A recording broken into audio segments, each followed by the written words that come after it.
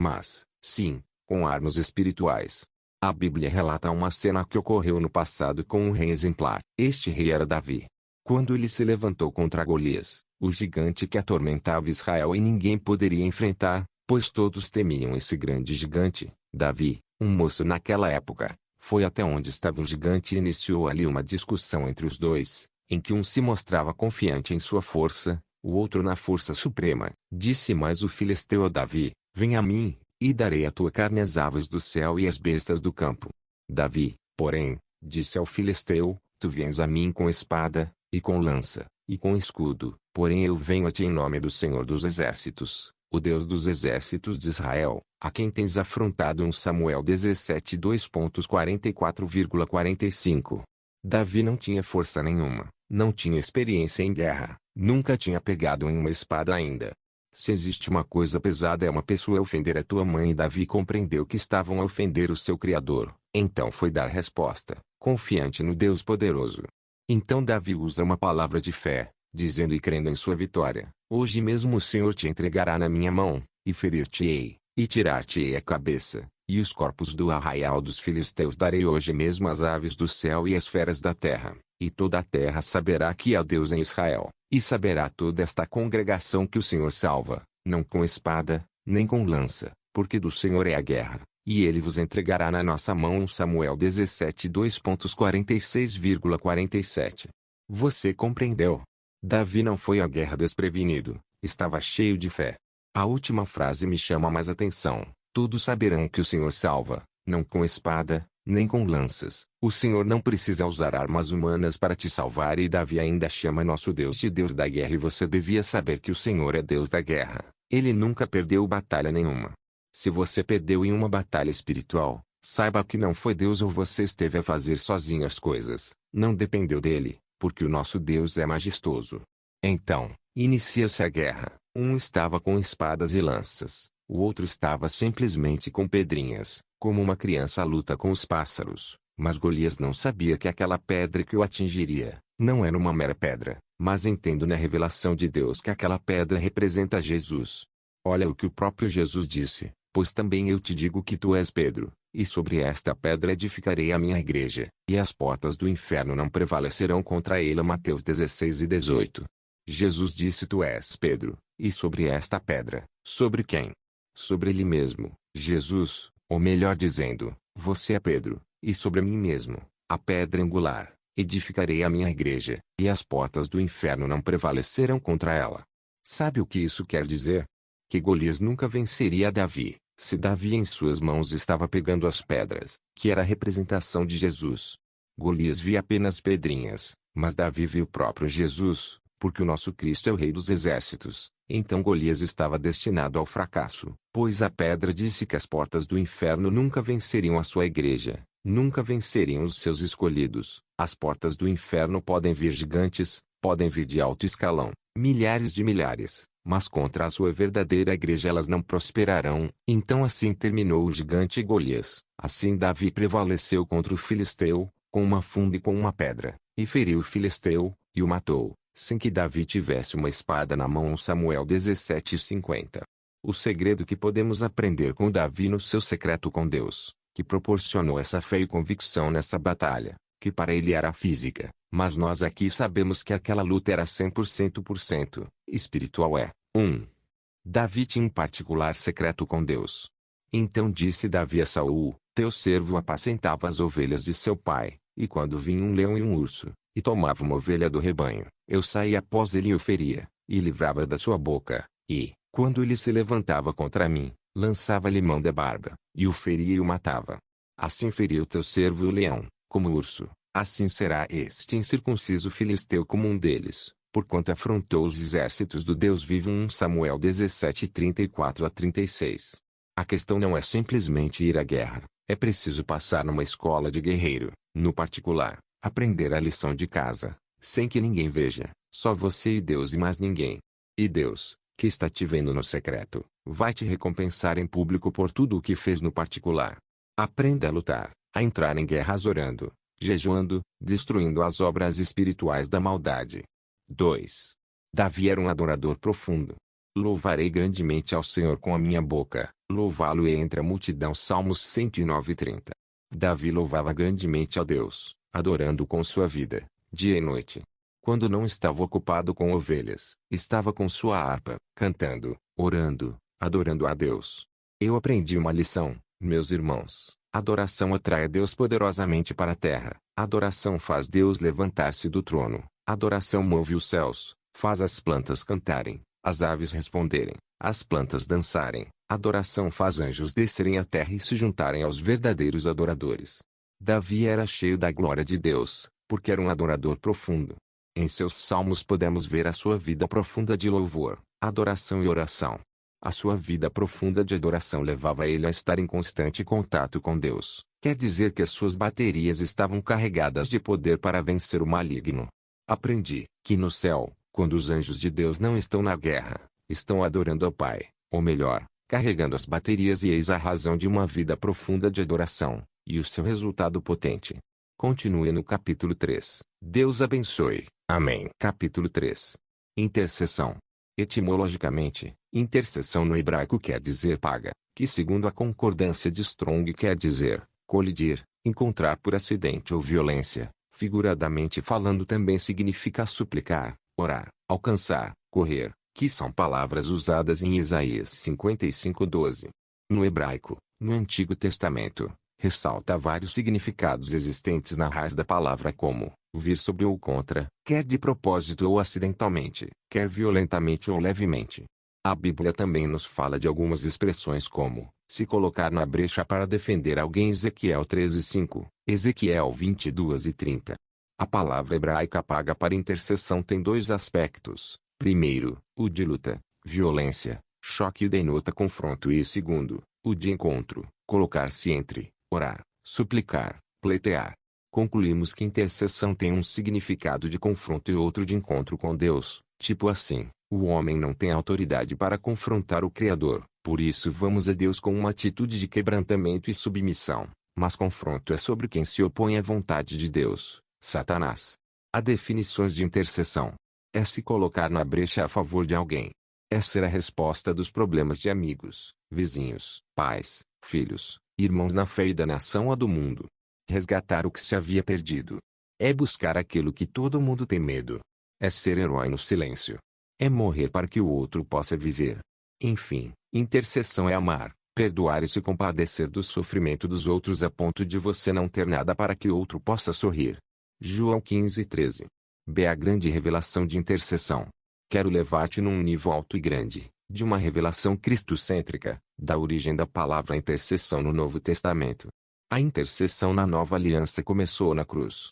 Se olharmos muito bem para a cruz, entenderemos que quando Jesus foi crucificado, ele não tocou nem no céu, nem na terra, mas estava entre ambos.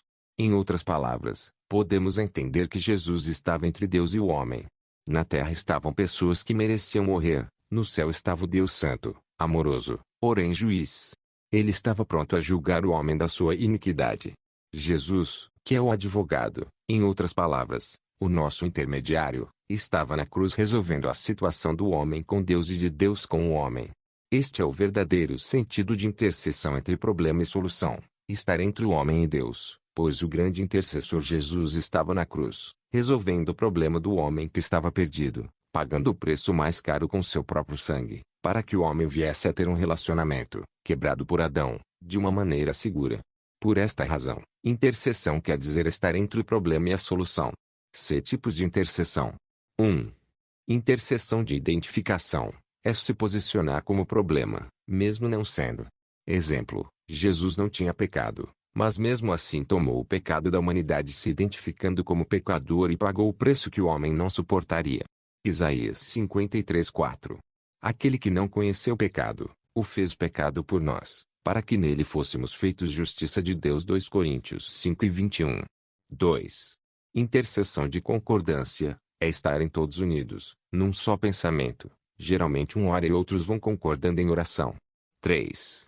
Intercessão de confissão. Este é um pouco parecido com a identificação, mas aqui é especificamente para confessar os pecados da humanidade ou de um lugar como se fosse você que cometeu os mesmos. 4. Intercessão profética. Geralmente é a liberação de palavras proféticas, onde houver escuridão profetizar a luz, Onde houver doença, profetizar a cura. Assim como fez o Pai, que liberou palavras como haja luz e houve luz. Da missão dos intercessores na igreja. Efésios 6:18. 1. Ser o vigia dos portões. É o que controla as pessoas intencionadas, orando e vigiando, quebrando já a partir da porta todo projeto maligno. 2. Interceder pela vida do líder da igreja e dos seus colaboradores. O intercessor deve dar cobertura ao líder da igreja e sua família, porque durante o trabalho do líder pode haver um contra-ataque ou retaliações, e também aos seus colaboradores. 3. Interceder pela vida da igreja. A saúde espiritual e física da igreja está nas mãos do grupo de intercessão. Se algo na igreja está a correr mal é porque o líder ou grupo de intercessão está distraído. E umas dicas boas sobre a intercessão. Intercessão é algo sério. É muito mais do que oração, é aceitar morrer a favor da igreja, da pessoa necessitada ou ainda da nação. A falta de um grupo de intercessão na igreja é sinônimo de igreja doente ou morta ou, ainda, dominada por trevas. Por vezes, há pessoas na igreja que nunca mudam, pois estão sob domínio de Satanás. Não se pode colocar qualquer pessoa no grupo de intercessão. Não é um grupo onde alguém que está atormentado entra para se refugiar. É algo sério e só os vocacionados ficam ali. Grupo de intercessão é o alvo de Satanás numa igreja, e assim eles conseguem chegar até o pastor. A intercessão não depende da quantidade de pessoas que a formam, mas sim da qualidade. Mais vale 2 pessoas preparadas do que uma multidão fraca e não pronta. Todos os intercessores devem estar revestidos de toda a armadura de Deus para evitar retaliações, Efésios 6:11, ou contra-ataques do diabo. Algumas características do intercessor. 1. Misericordioso. 2. Amoroso. 3. Humilde. 4. Obediente. 5. Justo. 6. Santo. 7. Piedoso. 8. Temperante. 9. Compassivo. G. Níveis de intercessão. 1. Intercessão familiar. Este consiste em chorar diante de Deus pela sua família, não permitindo que a mesma caia no inferno. Temos visto muitos cristãos indo e vindo à igreja, que não têm preocupação com sua família que está nas drogas, bebidas e todo tipo de pecado, como prostituição e muito mais. Neste caso, precisamos despertar o amado irmão para o fato que o cristão em uma família desviada ou perdida o atalar em sua família. Nossa missão é nunca permitir que eles cheguem ao inferno, portanto, nós vamos alcançá-la por meio de choros e lágrimas. Nem sempre teus familiares esperam que você os evangelize, pois o profeta muitas vezes não tem honra em sua pátria. Por isso, dobrar os joelhos é o único meio eficaz para derrubar os gigantes que estão aprisionando os nossos. Destruindo os espíritos familiares, com Deus aprendi que, assim como existem heranças físicas, também existem as espirituais. As heranças espirituais são de extremo perigo se as mesmas estiverem sob maldição, mas também existem as heranças espirituais benéficas. No caso de Salomão, filho de Davi, que quando seu pai morreu, Deus o visitou com grande poder para abençoá-lo segundo a fidelidade do seu pai. Então ele foi favorecido de heranças espirituais. A nossa fidelidade, nossa entrega, não é em vão. Nossos filhos herdam coisas dos céus, mas o que quero mesmo salientar é a herança da maldade em que a Bíblia fala que Deus visita a maldade dos pais, da primeira até a 4ª geração daqueles que ofendem a Deus. Ali compreendemos este perigo, onde muitos dos nossos familiares, por não estarem escondidos no sangue de cobertura de Cristo Jesus, então caem na situação de vivenciarem essas heranças deixadas pelos seus pais, avós e assim por diante. O mais perigoso ocorre com pessoas que fizeram pactos com as trevas, eram satanistas, e assim que morrem, aqueles demônios a quem eles serviam, procuram pelos seus filhos, e assim por diante, para continuar com a missão maligna que o seu pai ou avô começaram, e isto é herança. Por isso vemos muitos querendo ser livres e não conseguem, ou também porque tem perseguição na área da bruxaria. A não ser que eles se entreguem verdadeiramente ao sangue de Jesus e vivam profundamente em Cristo, acabarão por cair nas mesmas coisas deixadas a eles como herança. E esta é a razão de Deus procurar pelos intercessores na família, porque estes estarão entrando numa peleja feroz, com intercessão de identificação, profética ou de confissão, para derrubar esses demônios que estão levando a tua família a viver dessa forma, que desagrada a Deus. E não basta pregar para sua família. Vá até Jesus para que ele te encha e as tuas palavras estejam repletas de poder de Deus, adquiridos com muita oração, jejum e súplicas para destruir os poderes malignos que os cativam. A tua família está clamando por socorro, Está clamando por ajuda e você não compreendeu que eles não estão agindo assim porque querem, nem porque gostam, mas porque estão caindo em garras demoníacas e não têm forças para lutar. Quando me converti a Jesus, o Salvador, estava vindo da Igreja Católica com o sonho de ser padre em internato católico. Depois de fazer a virada e conhecer a Deus em verdade, Deus me fez compreender essa realidade da minha família, que precisava sair dessa prisão. Meu irmão mais velho, Oscar John, estava desviado de Deus. Minha mãe estava desviada de Deus e estava bebendo muito. Entramos nessa guerra e o Senhor mostrou-me em visão onde estava preso meu irmão mais velho. Passei a noite orando por ele, fui ter com ele dizendo: Deus mostrou-me um cativeiro, e vamos resgatar você dali. Enquanto orava com ele, vi que ele estava sendo resgatado por anjos do Senhor. Depois desse resgate ele se rendeu de volta a Cristo e hoje é um servo de Deus, um apóstolo do Deus vivo. Compreendi que muitos precisam ter essa iniciativa, não julgar, mas ir buscar aquele que se perdeu, como Jesus fez por nós. O pastor Moisés e eu, depois de tempos de retiros e montes orando pela libertação dos nossos, fomos até onde estava minha mãe e a encontramos com uma cerveja na mão, e profetizamos: hoje é teu último dia de bebida. Ela retrucou dizendo: impossível. O pastor pegou na cerveja e oramos nessa cerveja, dizendo: Senhor, a partir de agora, essa bebida é a última que ela vai beber. E se tornou algo impuro, também para ela. Profetizamos: assim que ela terminar de beber essa bebida sobre a qual estamos orando, tudo mudará no seu organismo. Depois da oração ela riu e bebeu fazendo piada da nossa oração. Naquele mesmo dia ela nunca mais bebeu cerveja, se entregou a Jesus de volta, foi para a igreja que íamos naquela época e até hoje ela está salva, rigidamente nos caminhos do Senhor. Hoje ela é líder das senhoras de todas as igrejas e filiais da missão profética, serva de Deus com autoridade e amor às almas. Estás me entendendo? A tua família só está como está porque você não quer trabalhar com rigor, e eu suponho que tu não amas a tua família. Como você está a permitir que a pessoa que te deu a luz caia no inferno, sendo tu já filho do céu? Tu devias jejuar e orar sem parar para que tua mãe se converta em verdade e teus familiares se convertam na sinceridade com Deus. Você precisa acordar a tua família, clamar por socorro, por um profeta compassivo que se importa com as almas dos seus e de todo o mundo. Faça alguma coisa, eu te imploro, por favor. Não deixe a tua família cair no inferno. Não levante e diga que eles podem cair no inferno, mas destrua primeiro o poder que os aprisiona. Só assim as coisas mudarão no teu seio familiar. 2. Intercessão territorial. Este é o segundo nível de intercessão, que visa velar, não só por tua família, mas em um nível mais elevado, por teu território onde você mora, bairro, província, estado. Então, se existem espíritos familiares, também há os territoriais, que controlam a tua rua, bairro ou mesmo estado. Esses não só procuram por famílias, mas mais do que isso, sua missão é manter bairros inteiros longe de Deus, onde promovem o álcool, as drogas, a prostituição e vários outros pecados, que fazem as pessoas viver cada vez mais longe de Deus. Não se engane, todo tipo de pecado é promovido por demônios. Nesse caso, muitos demônios estão destruindo o teu território. Você não consegue compreender como pode ser. Não há cristianismo sério nesse bairro. Por que há tanto homossexualismo? Lembre-se que essas pessoas podem demonstrar que gostam disso, mas na verdade não. Elas estão sob influência demoníaca, que as seduziu a viverem dessa forma. Elas estão presas em um tipo de encantamento, então procure não julgar esses últimos. Antes, chore com gritos por salvação, e se posicione como guerreiro para destruir os espíritos trevosos.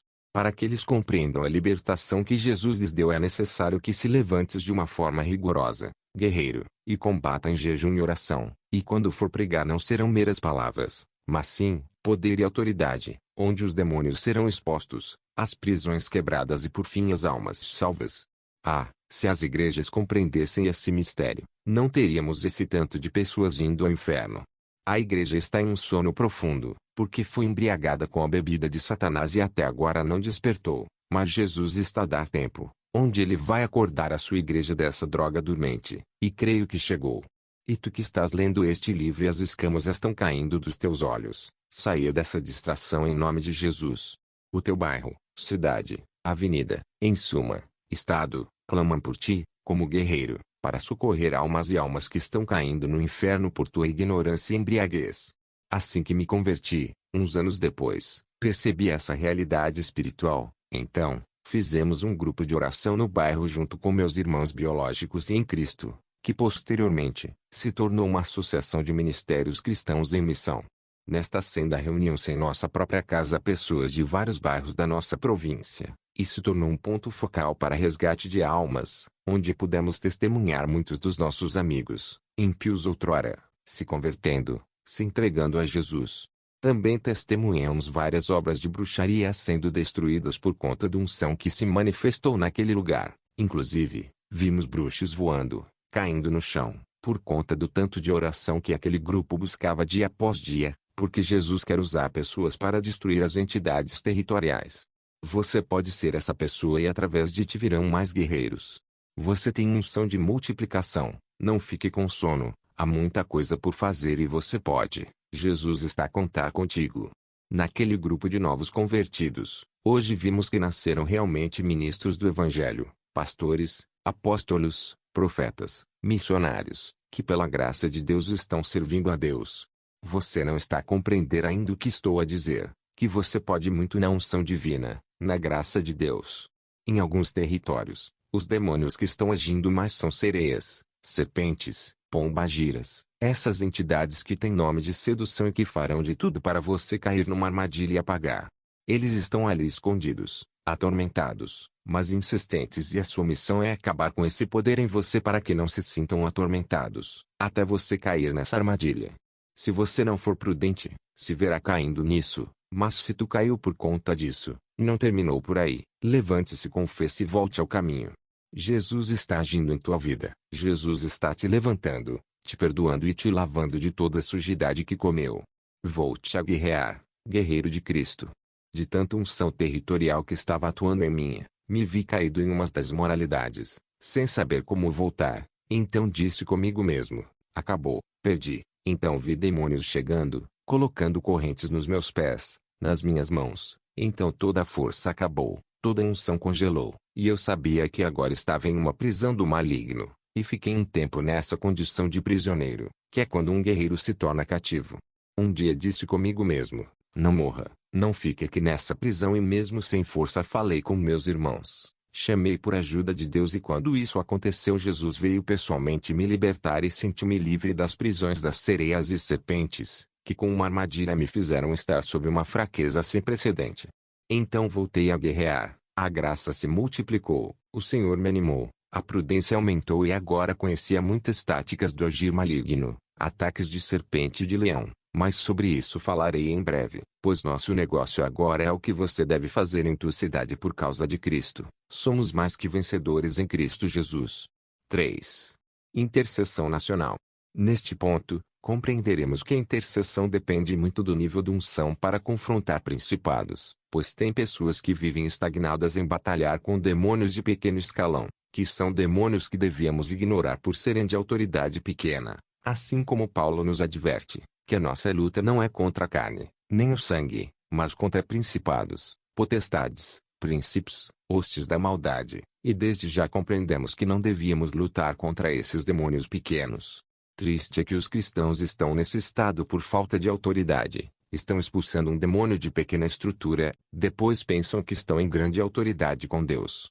Uns passam a noite toda ou o dia todo expulsando um demônio pequeno, de imoralidade, que leva uma pessoa a se prostituir no corpo de alguém. Portanto, saiba que esses demônios são para serem expulsos e saírem na mesma hora, pois demônios que ficam em corpos físicos são os mais baixos na categoria espiritual, ao contrário dos demônios de grande escalão, que não perdem tempo prendendo uma só pessoa e vivendo no corpo de pessoas. Eles prendem um território inteiro, bairros e cidade. Outros ainda, que vamos falar agora na intercessão nacional, conseguem controlar uma nação com sua força maléfica, controlar quem entra no governo, na política, aquele que se tornará o próximo presidente da nação, etc. Meus irmãos, na intercessão nacional o cristão chega na autoridade de tirar um presidente do seu trono e colocar outro, sem que precise se candidatar à política, porque os verdadeiros cristãos não se misturam com maçonaria, já que a política no geral é maçônica, mas eles fazem isso com os joelhos no chão, orando para Deus mudar decretos, para ter salvação de almas em seu país, para diminuir a delinquência ou mesmo erradicá-la. tirar pessoas da prostituição, e só mesmo com oração para destruir os bares e fechar as indústrias de bebidas alcoólicas. A oração, que está de acordo com a vontade de Deus, tem poder para mudar decretos no céu ou na terra. Ore pelo teu país. Fico vendo muitos crentes nas ruas fazendo manifestações para que o governo mude alguma coisa em tua nação. Não seja ignorante, você pode mudar as coisas no teu país com os joelhos em tua própria casa, orando, porque nessa autoridade anjos são enviados em cada parte onde você decretar mudança, pois você não está sozinho, existem milhares de anjos a serviço dessa autoridade que você alcança na comunhão com Deus. Ah, se nós compreendermos essa graça que Deus nos deu. Nós sofremos por falta do conhecimento verdadeiro de Deus. Orando você receberá dons, autoridade para tocar em várias pessoas em teu país. 4. Intercessão internacional. Este é o último nível de intercessão. Neste ponto lidamos com demônios internacionais, que comandam os nacionais comandam os territoriais comandam os familiares comandam demônios, pessoa por pessoa. No entanto, com os internacionais a tua oração já não é uma oração qualquer, são bombas de dimensão internacional, em que você consegue mudar decretos ou ainda profetizar as nações. Em uma missão profética, muitas pessoas recebem visitas de entidades internacionais, porque já começaram a mexer não só com uma nação, mas muitas. Elas sentem-se incomodadas quando os outros não estão a conseguir te prender, então enviam-os de escalão mais alto, e se mesmo assim não conseguirem você, então eles vão fazendo reuniões com seu rei Lúcifer para saber como agir, pois esse guerreiro está mexendo com esferas internacionais. Ele ora aqui, mas pessoas são libertas em várias partes do mundo. A sua oração, guerreiro, libera anjos para derrubar e destruir tudo o que os demônios já fizeram. Almas estão se despertando só com sua oração, pregação, profecias e, então, os demônios internacionais, que são hostes de maior escalão como Baphomet, Leviatã, etc. Isso mesmo, você foi chamado para estar nessa dimensão, que é a quarta dimensão de guerra, de autoridade, de unção onde muitos demônios tremem diante de grandes guerreiros, que têm uma vida de santidade plena e oração, em meio ao comprometimento com o devocional diário com Deus. Meu devocional diário com Deus. Como disse no parágrafo anterior, para você conseguir alcançar autoridade em uma unção internacional, saiba que ela não vem de bandeja, mas conquistá-la é resultado de uma vida profunda dotada de devocional, todos os dias, em um momento que marcas e que dizes que não queres mais nada com ninguém, somente com Deus. Ali vai se desenvolvendo intimidade, pois quanto mais você se conectar à fonte da luz, mais as tuas baterias estarão se abastecendo. E isso gera unção para que a tua oração tenha autoridade para mexer com hostes familiares, territoriais, nacionais e, por fim, internacionais. Toda a autoridade que tiveres provém do devocional, a santidade provém do devocional. O segredo é se entregar, se quebrar e confiar que Deus está ali todos os dias para te abastecer. Como uma viatura que pode andar o dia inteiro, mas uma hora deve ir à bomba de combustível, seguir a fila, até que chegue a sua vez de abastecer para continuar a sua caminhada. Se você ignorar este quesito, vai chegar um momento em que o carro irá parar na estrada, porque terminou o combustível, e você ficará preso, viu só? Assim como um celular, você pode usá-lo o dia todo, mas vai chegar um momento em que ele vai sinalizar que precisa ser recarregado. Então precisas ter o carregador em mãos, nesse caso, a Bíblia é a oração, e ficar conectado até ter o celular totalmente abastecido. Se você ignorar isso, chegará um certo momento em que você não terá nem a carga para ligar o celular. Se você colocá-lo no carregador, mas ao mesmo tempo quiser usá-lo, vai perceber que a bateria já não funcionará. Um erro que todos cometemos, e inclusive eu, risos, usando o celular ao mesmo tempo em que está carregando. Na vida espiritual, quando é para se conectar e se abastecer, não podes fazer outra coisa. Deve servir, só você e Deus, e isso significa devocional. Por isso se vê na Bíblia Deus visitando Adão em toda a viração do dia, pois o Senhor sabe da importância do devocional. Estar a sós com Deus reaviva as energias. Segundo a ciência, a lua durante o dia fica perto do sol para poder receber a luz do sol para, quando anoitecer, ter o que oferecer com seu lumiar. Há dias em que não houve sol, porque foi dia de chuva ou um clima úmido e fresco, e você verá que essa noite a lua não terá tanto para dar, porque ela depende da investida do sol durante o dia. Assim é o devocional. Vemos muitos tambores vazios, que ainda por cima fazem tanto barulho, pregadores que pensam que a autoridade está no gritar ou no pular. Não estou a reprovar o pular e o gritar, pois também o faço quando estou muito envolvido com a glória. Estou me referindo a certos que assim pensam, que sempre que gritam representam a grandeza de Deus. Saiba que Deus está chamando-te ao devocional. Púlpito e altar não devem ser lugares de pessoas que não se atualizam nas coisas dos céus, que não têm um devocional respeitável com Deus. Então como posso fazer o devocional se é tão importante assim? Faça o seguinte, querido irmão. 1. Estabeleça um horário diário com Deus. Os melhores horários são nas madrugadas, tipo assim, comece com 1 hora, depois avance para 2 horas, vá crescendo aos poucos até conseguir ficar 4, 5, 6 horas no devocional. Quanto maior o tempo conectado, maior é a unção e autoridade alcançadas. Você não vai comparar alguém que coloca seu celular por 20 minutos na carregador, com alguém que consegue deixá-lo carregando sem mexer, pois a bateria do primeiro não terá o mesmo tempo de vida do segundo. 2. Tire toda a preocupação, lance fora toda a inquietação, preocupação, ansiedade para não fazer as coisas com pressa, perturbado. Você já ouviu que a pressa é inimiga da perfeição? Então, é isso aí. 3. Primeiro passo no devocional com Deus é, boca no pó e lágrimas. Isto é, lembrar de quão miserável és, lembrar que está diante de Sua Majestade, despir-se de seus títulos, de seus dons, de sua fama, de quanto você tem no banco, de quantas almas ganhaste, esquecer de como você anda na santidade, de como você foge do pecado. Nesse momento você é pó, porque está na presença de um grande e poderoso Deus para prestar contas, para se humilhar, para se rebaixar, para ser o publicano na oração e não fariseu, para chorar, lembrar até dos pecados que você não sabe, confessar um por um, chamar cada pecado pelo nome, reconhecer que teu orgulho deve ser abatido, aceitar passar pela casa do oleiro, ser quebrado. Nesse ponto, Deus vai sorrir para ti, dar-te um abraço e te reanimar, porque esse é o momento principal. Se você tiver este momento mal feito, o teu devocional vai cair por terra e tudo quanto tu devias alcançar durante este tempo. Tenha cuidado com esse momento. 4. Então, entre em momento de louvor, adoração, pois agora você está santificado, renovado, purificado no fogo, está brilhando. Exalte a sua grandeza, louve o seu nome, adore a sua face, pois neste momento o Espírito chegará para criar em você um elo de intimidade, e nessa intimidade você se sentirá eletrificado com seu poder, pois a adoração é o caminho da intimidade com o Senhor Jesus. 5. Intercessão. Então você já está abastecido por ter levado esses dois quesitos com toda a seriedade. Agora, você lembra dos outros, tanto para intercessão familiar, territorial, nacional, internacional. Já falamos de tudo isso nas páginas anteriores. 6. Por último é a meditação. O que é meditação?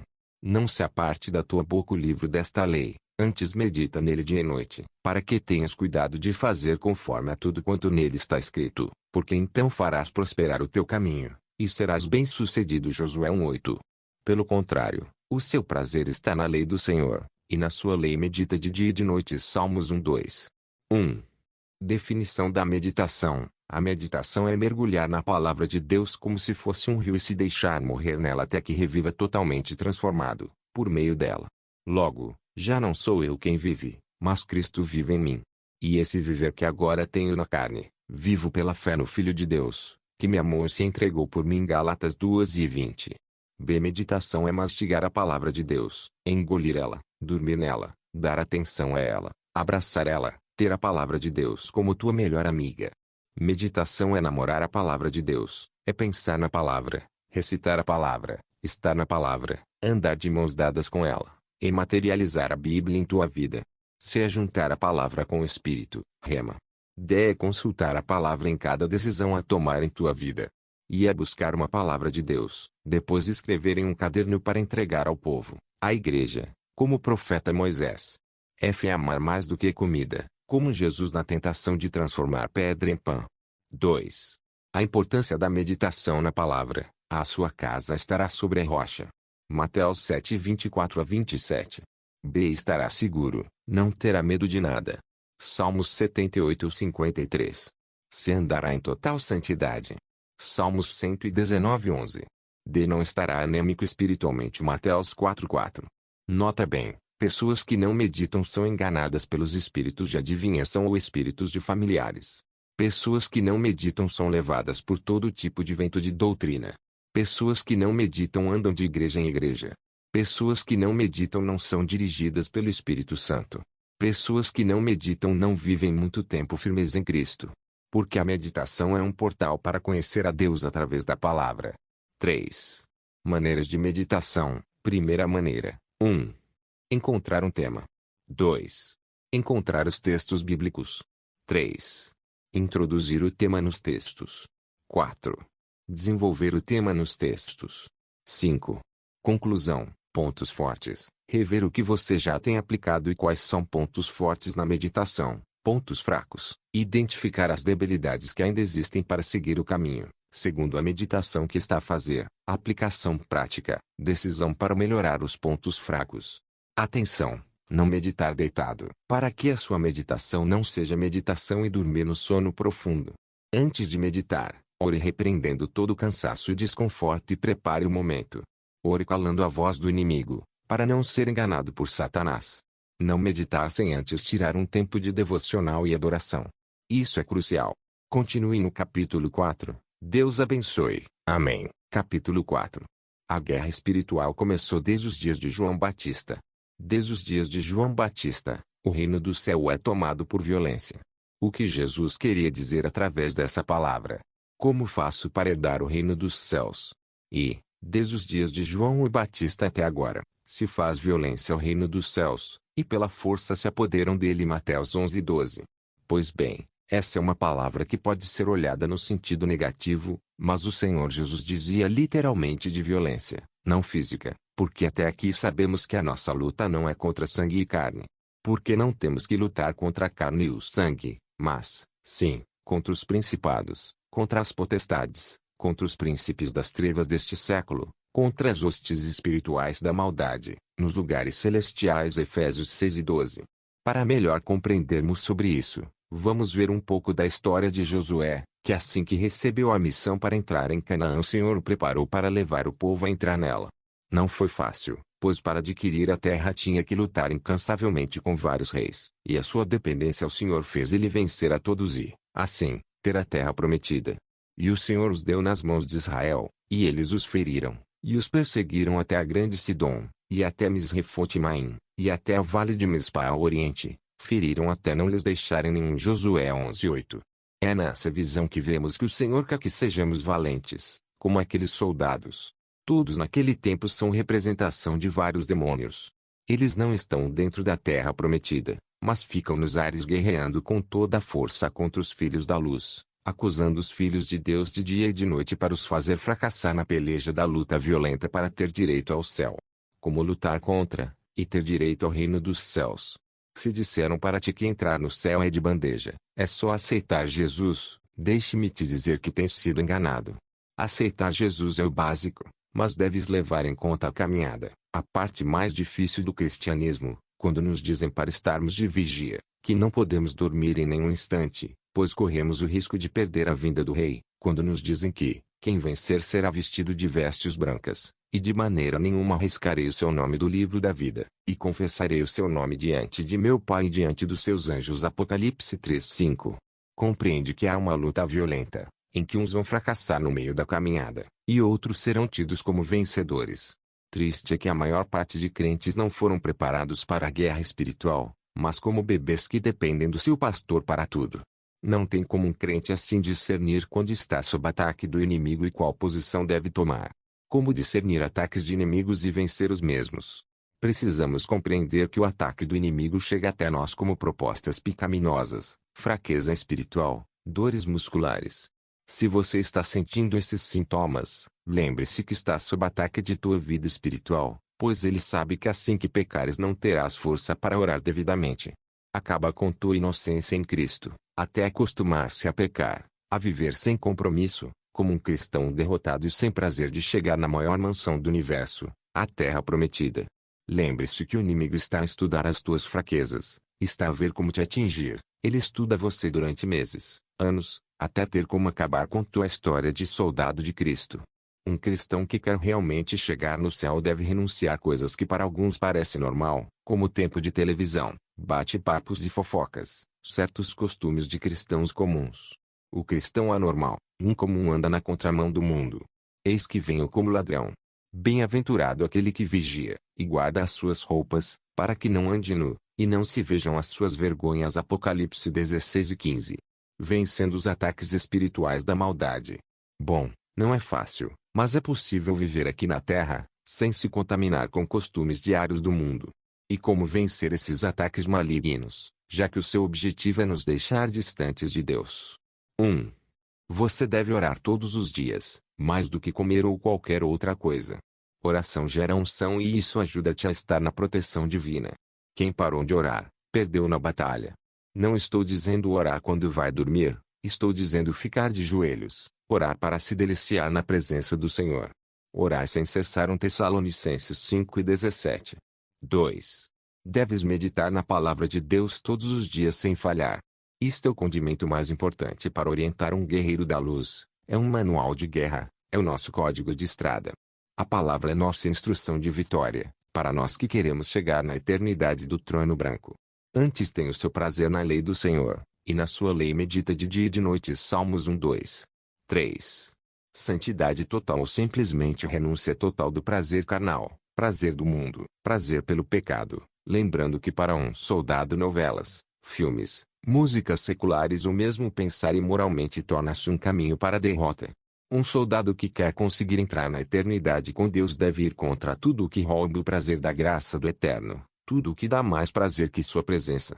Mas, como é santo aquele que vos chamou, sede vós também santos em toda a vossa maneira de viver, porquanto está escrito, sede santo, porque eu sou santo. 1 Pedro 2:15,16. Levante, por favor, você consegue. Você foi derrotado em alguma ferida exposta. Lute, esforça-te, você consegue, você é um cidadão do céu. Todos os dias já apanhamos de alguma maneira, mas não desistimos. Lembre-se que um verdadeiro soldado carrega no ombro o soldado ferido, outros vão se arrastando, outros voando. Experiências e aprendizados diários de combates. Estive cantando o louvor o qual o Senhor nos inspirou, todo dia, me alegrando nele. Santo, santo, toda a terra proclama, missão profética proclama que é santo. E então pelo cansaço fui me deitar para o repouso, pois era o dia de repouso. Então comecei a ter visões de batalhas espirituais como de costume. Havia vários demônios enquanto eu estava com uma espada e guerreava contra eles.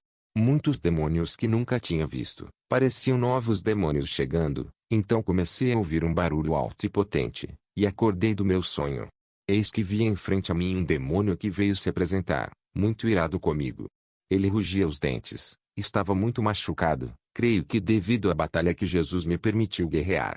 Esse demônio estava chorando de fúria por ter sido machucado, então fiquei meio abalado, pensando no que se sucederia, e ergui meus olhos para o céu, como diz a palavra de Deus, levanto os meus olhos para os montes, de onde vem o meu socorro?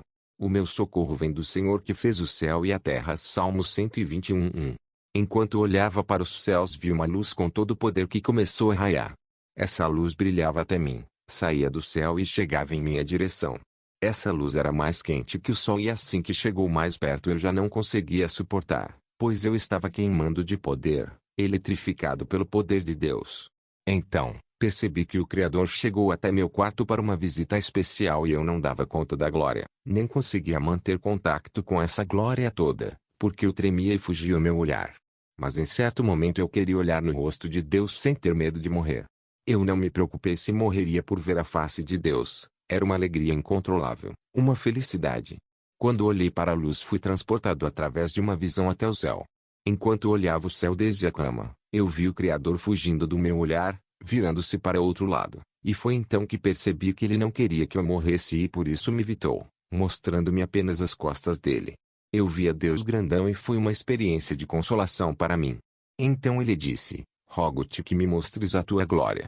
Porém ele disse, eu farei passar toda a minha bondade por diante de ti, e proclamarei o nome do Senhor diante de ti, e terei misericórdia de quem eu tiver misericórdia, e me compadecerei de quem eu me compadecer.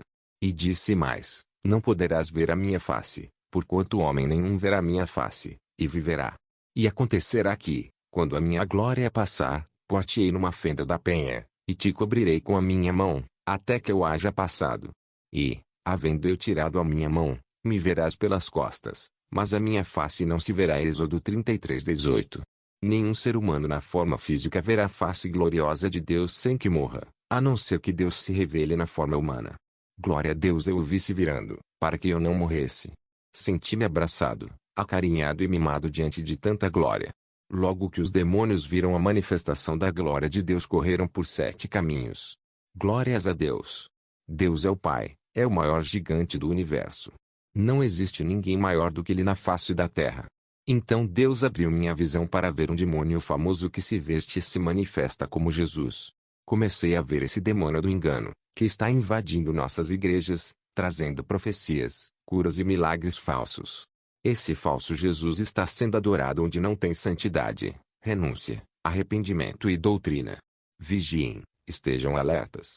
O Rei Jesus, o Filho do Deus vivo, está voltando.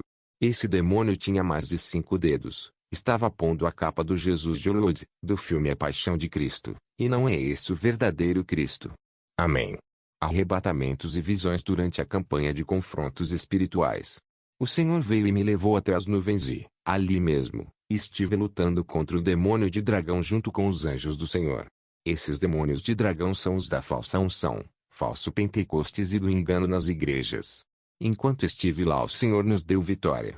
Depois, o Senhor nos levou a uma casa, parecia de ouro puro, muito linda e pura, brilhosa. Então vimos mais desse demônio de dragão se infiltrando nessa casa para profanar a casa, pois a casa representa o corpo de Cristo. Quando chegamos lá, o dragão correu pela sua vida. Eu estive acompanhado de anjos e esse dragão corria tão forte e eu fui correndo para cortar a sua cabeça com a espada e o Senhor disse, deixe ele fugir, e ele fugiu. Depois o Senhor levou-me para o escritório, onde estive acampado, e ali mesmo fui visitado outra vez por vários anjos. Um dos anjos trouxe algo do céu para os meus olhos. Ele ungiu meus olhos e enquanto ele os ungia eu senti uma dor incontrolável. Quando ele terminou de ungí-los, minha visão ficou mais nítida, e vi que no meio dos anjos também tinham crianças. Vi crianças do Brasil que Deus tem levado ao céu. Glória a Deus! Depois fui levado a um lugar de treinamento em arrebatamento e o Senhor sozinho, com sua voz, me ensinava como vencer as guerras diárias e como andar pela fé. O Senhor colocou-me num lugar alto e o caminho era apertado. Qualquer descuido eu cairia em terra. Deus me disse para andar com cuidado, para conseguir ficar estável. No princípio eu estava instável, porque era um pé após o outro, mas fui aprovado no treinamento. Durante a campanha, em confronto espiritual contra sereias e serpentes, também o Senhor me levou em arrebatamento até dentro do mar. Eu cheguei até lá e encontrei crianças presas dentro do mar. Há um parque de diversão infantil para distrair as crianças, para não se aperceberem de que estão numa prisão. O Senhor me orientou a pegar uma criança e levá-la comigo e eu fui até a terra para libertá-la. E o Senhor me disse que há muitas crianças e adultos presos no mundo marinho, a segunda maior prisão do universo, depois do inferno. O Senhor me orientou também a lutar contra as sereias e as serpentes, e então eu me vi com anjos. Havia uma guerra feroz e descia uma nuvem dos céus, que ia até o mar. Quando olhei vi várias sereias à beira do mar como mortas. Foi uma grande guerra e eu estive no meio dos anjos, e eu declarava palavras de vitória e anjos venciam os malignos das águas. E quando olhei vi várias almas de crianças, adultos e senhoras sendo libertas, saindo e correndo por sua liberdade. Glórias a Jesus Cristo. Mas há guerras que não estão sendo fáceis. Peço oração a todos para que eu consiga terminar a missão como vencedor e não me perder como vários soldados, por causa das astúcias de Satanás. Ida ao céu e inferno. Visão da Igreja Deus é Amor, Épida. Visão da moeda do Anticristo. O Senhor visitou-me, de novo, enquanto descansava. Vi, novamente, muitos demônios em guerra espiritual, porque o inimigo sabe que tem pouco tempo. Por isso alegrai-vos, ó céus, e vós que neles habitais. Ai dos que habitam na terra e no mar, porque o diabo desceu a vós, e tem grande ira, sabendo que já tem pouco tempo. Apocalipse 12:12. Por causa do nível da guerra eu disse a Deus, Pai, pode levar-me aos céus? Não quero ser ferido. A guerra que estou a passar é muito grande. Devido a numerosos demônios contra mim. Sei que me guardas, mas quero descansar, sendo que já fazia um tempo que o Senhor não me visitava e eu queria ir aos céus. Orava para Deus me levar. Então, fiquei diante de uma visão enquanto dormia. Era o jardim dos céus, o lugar das maravilhas. Ficava admirando toda aquela beleza. Estava perdido ali, porque eu dizia: Senhor, eu quero te ver outra vez. Foi quando os anjos vieram me buscar para chegar a esse lugar de maravilhas, o jardim dos céus. Havia muita luz e plantas, as flores eram muito lindas. O Senhor mais uma vez se mostrou para mim ali, com glória e poder, e eu não suportei. Me prostrei e a luz estava brilhando diretamente ao meu ser e a luz ficou como flashes de luz. Estive ali prostrado, e chorava, dizendo: Pai, me perdoe, estou vendo tua glória. Ele olhou para mim e toda a concentração da luz da tua glória chegou até mim. Eu me senti miserável, indigno, incapaz. Não suportei tanta glória de Deus. Ele é lindo, é belo, ele é santo, ele é amoroso, ele é querido. Que saudades! Eu abaixava o rosto, e só dizia: Pai, me perdoe, pois não mereço